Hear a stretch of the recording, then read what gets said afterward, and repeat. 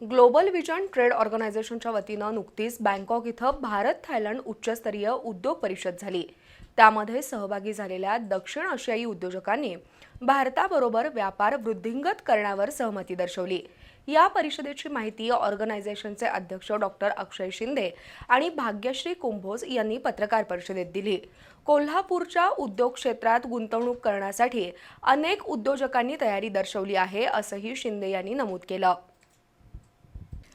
Global vision trade ऑर्गनायझेशनच्या वतीनं 12 जून रोजी बँकॉक इथं उच्चस्तरीय उद्योग परिषद पार पडली।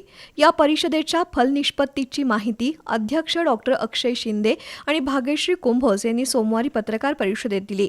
या परिषदेमध्ये कोल्हापुरातील 7 कंपन्यांसह जगभरातील 130 कंपन्या सहभागी झाल्या होत्या। त्यातील 50 पेक्षा अधिक कंपन्या भारतीय होत्या, असं शिंदे यांनी सांगितलं। थायलंड, मलेशिया, दक्षिण कोरिया, आफ्रिका, सिंगापूर इथल्या देशातील कंपन्यांचा या परिषदेमध्ये सहभाग होता।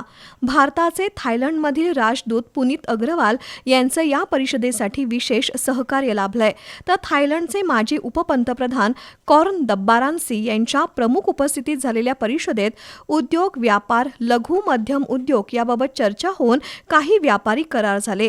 काही प्रमुख उद्योगपतींनी कोल्हापूरसह देशात औद्योगिक गुंतवणूक करण्याची तयारी दर्शवल्यामुळे दक्षिण आशिया खंडातील उद्योग व्यापार क्षेत्राची दारं खुली होण्यासाठी ही उद्योग परिषद यशस्वी ठरली, असा दावा डॉक्टर अक्षय शिंदे यांनी केलाय।